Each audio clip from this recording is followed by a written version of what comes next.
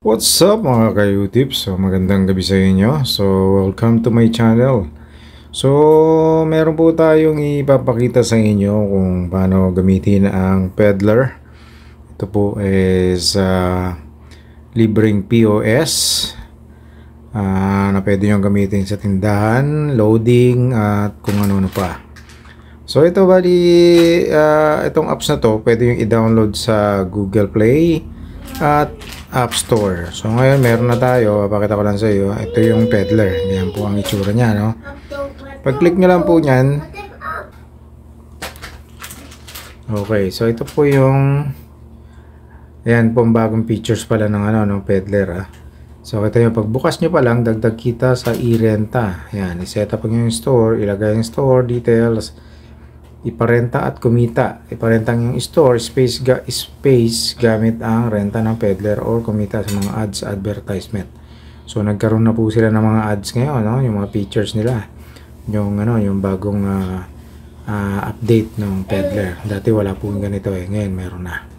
Okay, so skip muna tayo. Papakita ko lang sa inyo so ito na yung mismong Peddler, no? Ayan. So kung bubuksan niyo po kunyari ang tindahan nyo, at kung nakapag-setup na kayo ng tindahan, ito po yung makikita nyo sa POS. So yan, every time na bubuksan nyo, pag bagong bukas nyo or kabubukas nyo lang kunyari ng tindahan nyo, kailangan nyo po yan kailangan nyo po matapos tong business data. Okay? Magsisync lang po yan dun sa server. Sa server natin. So cancel na lang muna natin. Okay? So ito po yung mga items. Mapapansin nyo, yung ibang items dyan is black. So, gray na. So, ibig sabihin, wala nang stock yan. So, hindi nyo siya makiklik. Okay?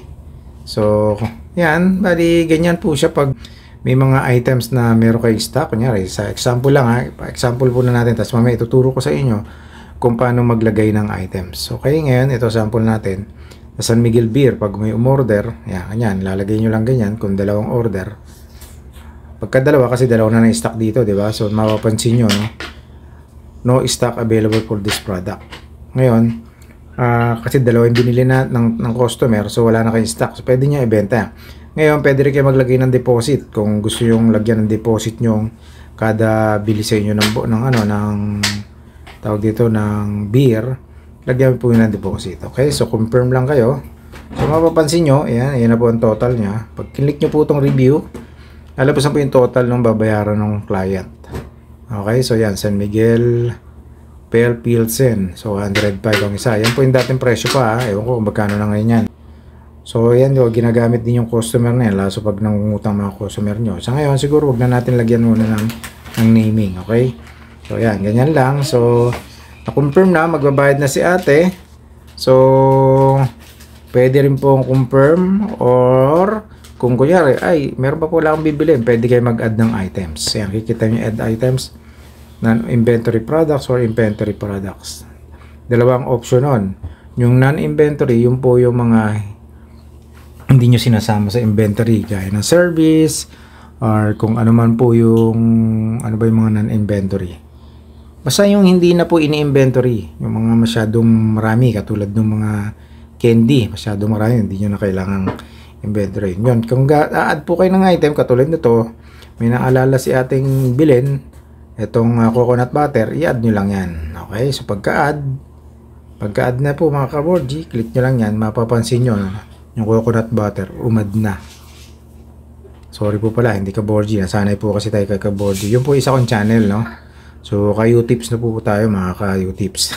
Hindi na kaborji. Okay, so yan. So, pag natapos na, kung gusto nyo bigyan din ng discount yung client nyo, pwede nyo rin click yung discount. Okay? So, ayan. Lagyan nyo lang ng per line item. Okay? Mamili kayo. Kunyari, sa coconut butter, gusto nyo siyang i-discount. Piso lang isa nun. Diba? 5 pesos lang ang price nun. Lagyan nyo ng discount. Gawin yung ano na lang, piso. Kunyari, discount niya, piso. Pag kinonfirm nyo, so magiging 4 na lang po ang bayad nyo doon sa discount. No? Dito sa pangalan nito sa coco butter. Okay, so tapos na tayo sa ganyan. Confirm po natin. Okay, so magbabayad na siya. Mapansin nyo, dapat kanina 225, di ba? So binigyan yung discount, kaya naging 224. Okay, so kung babayaran na, cash nyo lang. Yan. Tapos kung exact amount, click nyo lang to. Kung ang pera nyo is 500, click nyo yung 500. Pagka click nyo po ng proceed, lalabas po yung change nya. Di ba? Madali nyo na siyang, di na kayo mag-compute, di na kayo kailangan pang magano ng calculator para po Don't say that.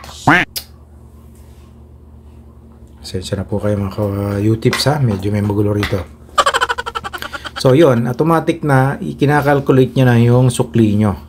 Okay, so kung meron kayong cash drawer, pwede nyo lang i-open yung cash drawer. So ito pong apps na to, pwede rin po kayo may cash drawer para hindi kayo mawalan, lalo kung may tindahan kayo.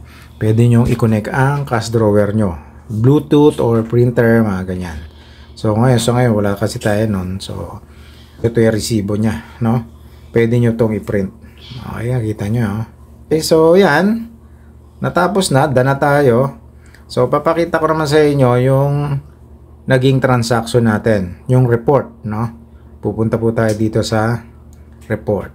So ito sa report, makikita nyo rito, pag click nyo tong report, makikita nyo na yung, kunyari, ito na po yung benta nyo ngayong araw na to. So yan, katulad nyan, hindi kasi tayo nag-secure. So every time na lalabas to, kailangan nyo po i-secure, no? Medyo matagal lang kasi kaya hindi na natin si-secure.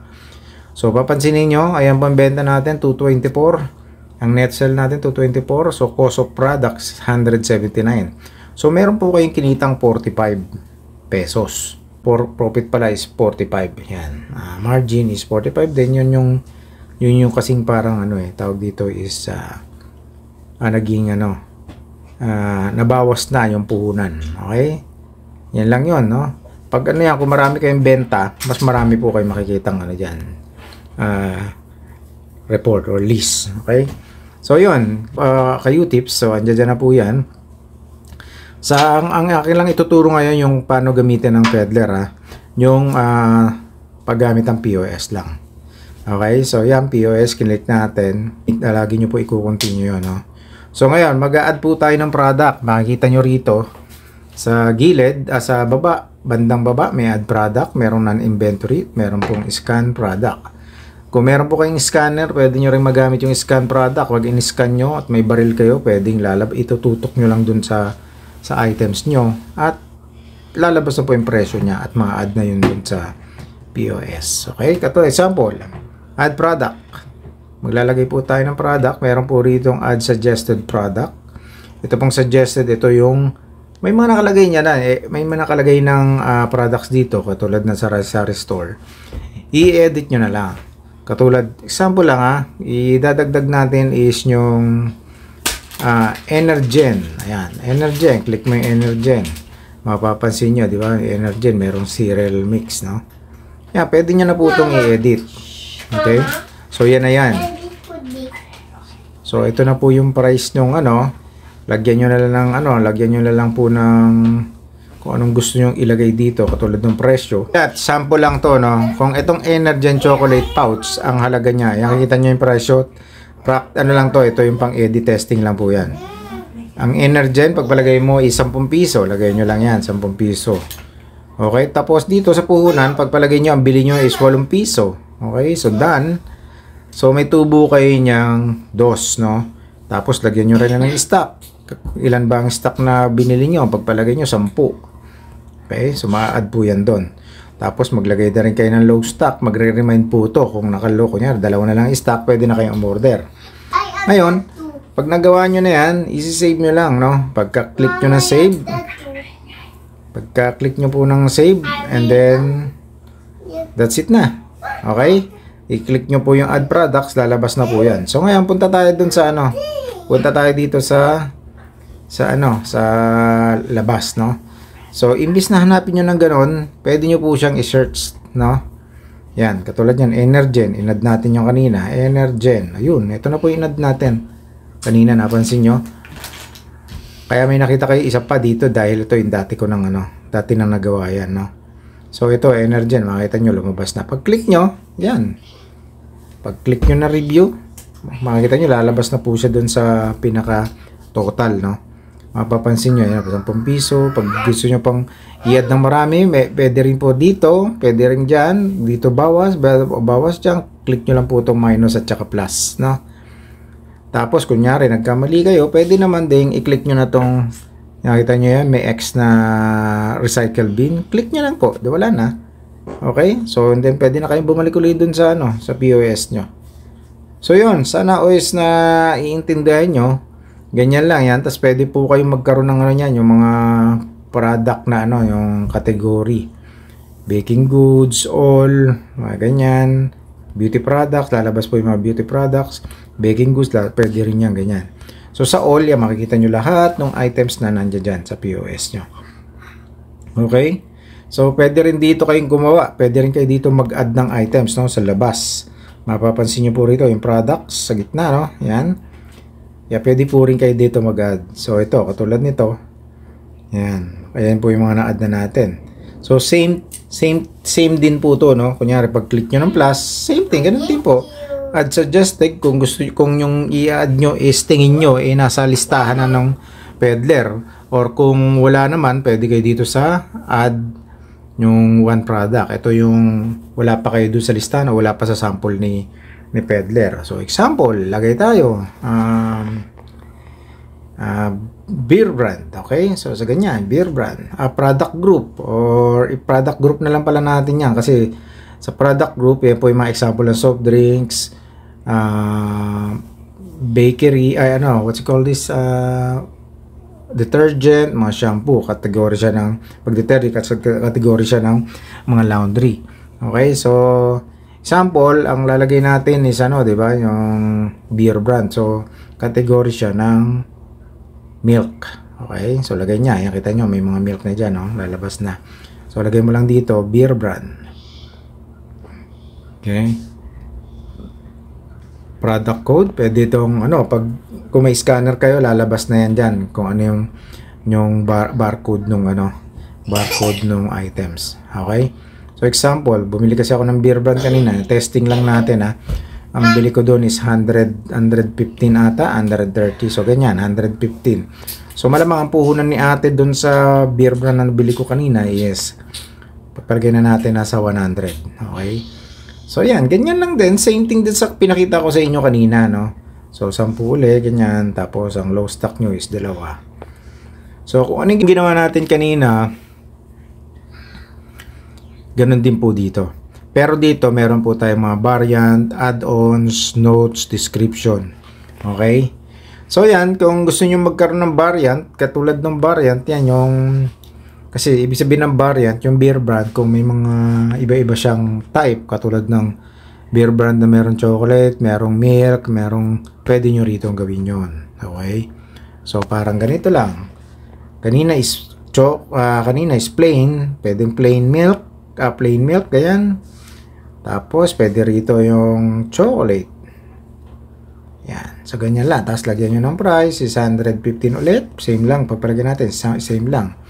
Tapos ito yung pinaka yung puhunan. So 100. Tapos dito is 100. Tapos is stock nyo. Ganun din, same thing, 10. Yan. Okay? So confirm nyo lang. So pag click nyo, makita nyo yung buy rent lalabas dyan, di ba? Naka-on, Pag sinave nyo yan, mga ka-utips, so pwede nyo uli search yung beer brand. Pansin nyo pag click natin, ay pag sinearch uli, beer brand, ayun, ito na po.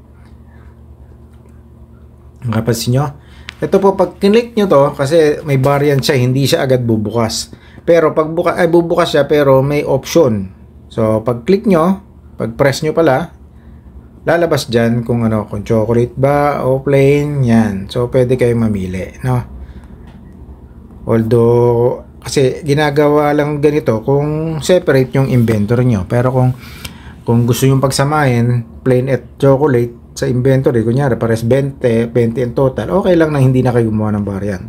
Pero kung gusto nyo ma-monitor kung ilan na lang yung chocolate at ilan yung variant, mas maganda, isa yung ilan yung chocolate at ilan yung plain, mas maganda gawa nyo ng variant para po tawag dito is mas madali nyo ma-inventory yung at malalaman kung ilan pa yung natitira. Okay, so yan, cancel lang natin. So hope nagigets nyo, yan, okay. So pagka-review nyo, pwede nyo lang i-cancelin lang, yan, okay. So balik tayo. So yun lang, so para yan lang muna siguro ang aking ituturo, yung pag-add ng items, So, I hope na gets nyo. Pero, so far, kung hindi, mag-comment lang kayo. Tuturo ko sa inyo. Okay, so pwede nyo rin click yung inventory. Mapapansin nyo yung baking soda. Mapapansin nyo rito kung ilan pa. Tapos, pwede rin kayo maggawa na, pwede rin po kayo mag-replenish. Lalabas dito kung ano yung mga kailangan nyo lagyan ng items, no?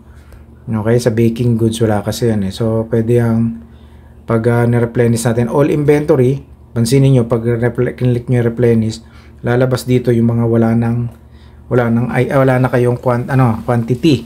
Wala na kayong stock sa mga items. So, yun po yung kailangan nyong bilhin. Okay? Pwede na rin kayo dito mag-add. At least pag bumili kayo sa palengke, makikita nyo na kung magkano yung total. So, example, katulad ng Red Horse, wala na tayo ha. Papakita ko lang naman sa inyo. Or siguro sa susunod na natin pag-usapan pala to. Kasi ang ano natin is kung paano mag-add ng items or paano gamitin ng peddler. Unti-untiin po natin para hindi naman kayo mahihirapan or hindi kayo masyadong maguguluhan. Okay?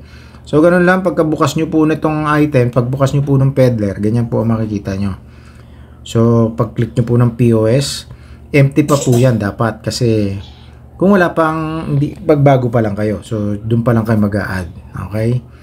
Pwede kayo maglagay ng items na non-inventory. Okay? Pwede naman kayo ng add products, no? Yung may inventory or quantity rin, no? So, pwede rin kayo magbago. Pwede nyo rin mapansin, mabago yung view. Ito, iba-iba yung product view niyan. Pag click nyo tong grid, dito yung mga title. Ito yung mga picture, di ba? Yan. Kung mas madali sa inyo yan, mas maganda. O, click nyo ulit yung product view. Pwede naman sa ganito, grid. Hindi naman yung grid, no? Pansin nyo, parang hindi naman halos nag-iba. Pero ang nagustuhan ko po rito ito, pakita ko na rin pala yung product list. So yan, ganyan naman ang product list, diba? Ang nagustuhan kong view is yung grid para makita lahat. Although sa phone ko tinitesting to, kaya medyo maliit lang po yung nakikita nyo ngayon. Portrait lang siya kasi dahil phone lang tong gamit ko. Pero meron po akong gamit na iPad din kaso na low-bat tawag doon, na drain na yung battery, so hindi ko pa nagagawa. So yun, pag ganito po kasing POS, mas magandang gamitin niyo yung mga tablet para medyo malaki-laki. Kasi sa phone, masyado maliit, lalo kung medyo may edad na kayo, hindi niyo na makikita masyado to. Okay?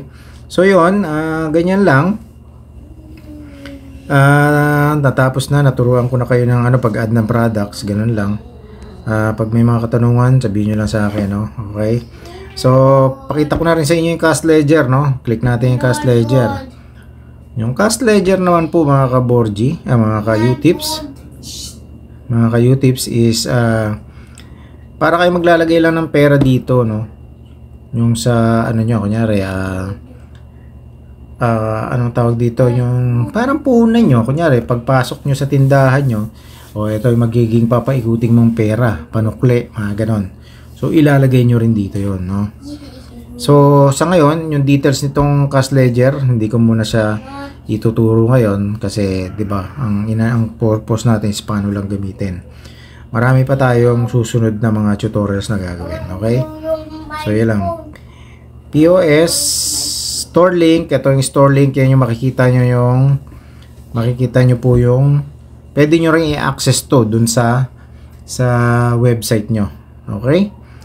Yan, pag pinuntahan nyo, ito, puntahan natin, testing para makita nyo na rin. Total, dito na rin tayo. Okay, Chrome, punta tayo dito, paste natin yung items, yan.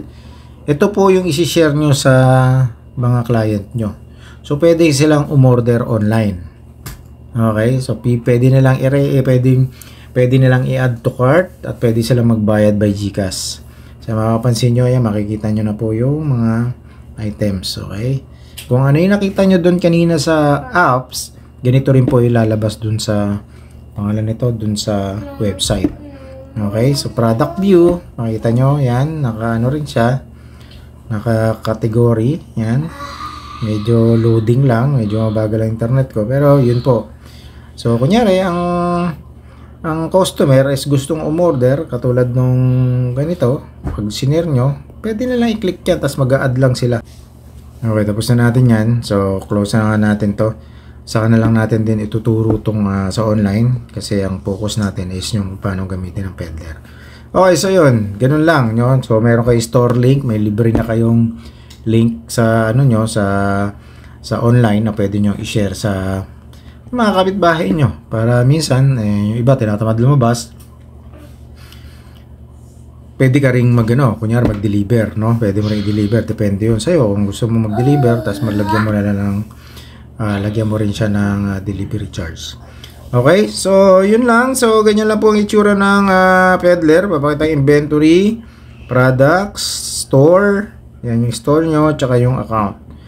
Basta remember, pag ginamit nyo po ang Peddler, so kailangan pong everyday.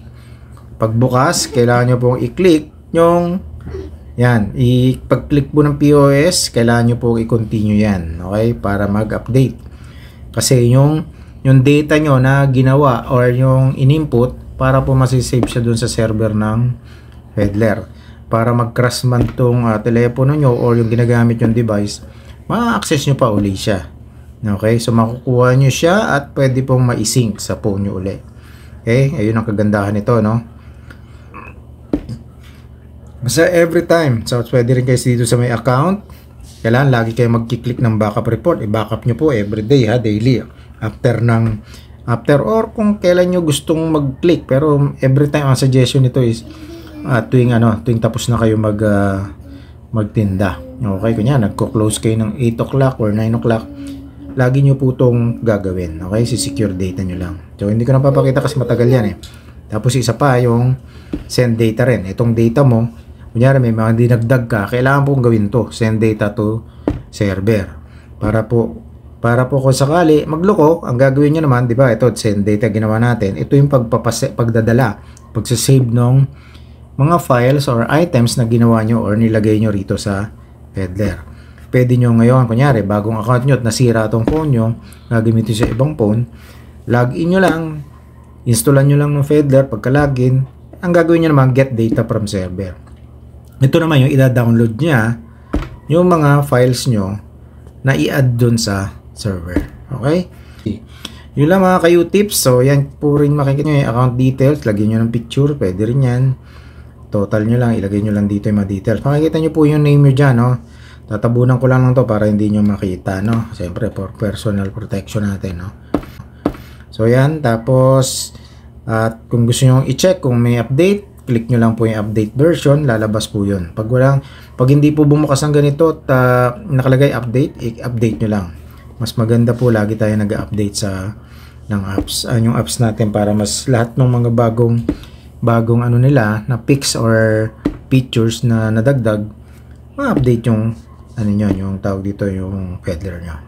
So meron din kayo dito printer scanner. Yan, kung gusto nyo mag-add ng device, yung sinasabi ko sa inyo, yung Bluetooth scanner, pwede rin yan, no? Tapos pwede rin yung printer. Okay? So, ganun lang. Yun lang. May naman to. Sa pagsisetup, tuturo ko rin yan sa susunod na araw. Okay? So, yun lang mga ka-U-tips. So, dyan na nagtatapos ang ating konting tutorial or kung paano gamitin tong Peddler. Sa mga iba dyan na hindi pa nakagamit, napakaganda po nito. Libre siya. Wala kayong babayaran. At every time pa pala na magsasara kayo, pwede kayong mag-play win. Meron dito para maka-accumulate kayo ng mga tawag dito yung PRP. Makaipon kayo ng coins, no? Yung mga black coins yan, yung mga black kasi yan po yung parang tumutulong sa inyo or para po kasi magamit nyo rin yung kasi yung sa pagpiprint kailangan nyo po ng black coins. May mga libre kasi yan pero siyempre mas maraming. Kung daily naman kayo nag-update tsaka nyo play and win, nag-spin now or nadadagdagan yung tawag example papakita ko lang sa inyo. Yes natin. Kaso ito pag medyo matagal kasi ito eh. So napapansin nyo, nagdadan na siya, no? So local database, pinoprotect niya, ayan, okay na. So kailangan pag nakita nyo, pwede kayo mag-spin. spin nyo lang yan. So pansinin nyo, may mapapanalo na kayo rito mga 100 e-load, 20 e-load, 10 black coins, depende, no? May printer din. So spin nyo lang po yan. Sana naman swertehin. Hindi ako nakakachempo dito eh. Oh. So yan, may 10 black coins kayo. So nadagdag kayo. Okay, so nadagdag yan doon sa ano nyo, sa tawag dito sa mga coins nyo, no? Kita nyo yung black coins ko, ang dami na, naka 10,735. Yan po magagamit nyo yan sa tuwing magpiprint kayo or tuwing tawag dito, mag-save or mag-send ng report sa email nyo. Pwede nyo rin pa pala itong gamitin na mag-send ng report sa email, no? Andun din po yan. Marami po ditong kayo matututunan, no? So, kayo, tutorials yan. Sabi dito, ano ang Peddler app, ituturo sa inyo. May ano po yan, may video sa YouTube, no? Meron ang Peddler po ay isang simplified POS application. Tapos, paano gamitin? Meron din sila, yung version talaga ng Peddler. Siyempre, meron tayong version, actually, may maganda tayong, nauna kong ginawa, kaso nga lang, nawala na po kasi yung isa nating account. Anyway, so yun, ang dami ditong, bago kayo magtanong sa community, pwede mo na kayo mag-check dito para hindi na kayo tawag dito yung paulit-ulit lang na itatanong doon sa community kung kaya naman sagutin dito sa tutorials na to. Okay? So, yun lamang kayo tips. So, pakita ko na rin pala sa inyo, ito po yung e-product sa inyong e-loading. Okay? So, siyempre, lalagyan natin ng tatabunan ko na mga kayo tips. Ito yung ating pin para sa e-loading. Okay? Okay, so makikita nyo, yan, pwede na rin kayo mag-load, no? Susunod na susunod na video natin to gagawin. Ipapakita ko paano siya gawin, okay? So, yan lang, ang dami na po ngayon. Dati po wala yan. Nung unang gamit ko ng Peddler, wala po yan. So, ngayon, napakadami na po at malaki na in-improve nitong Peddler apps na to. Okay, so, yun, dito na magtatapos ang ating munting tutorial mga ka-YouTube. Sana po ay huwag kayo makakalimot mag-subscribe sa aking channel. Paki-like and share na rin. Paki-click na rin po yung bell button para manonotify kayo every time na meron tayong ginagawang mga bagong videos. So sisimulan po natin ulit po itong tutorials na to para sa Peddler. Even though ang Peddler is meron din silang ganitong video or channel, supportahan nyo rin po yung channel natin. Okay? So kung ano po yung mga nalalaman ko at na experience ko, pwede ko rin naman i-share sa inyo. So, yun lang mga ka-YouTubes. Paalam.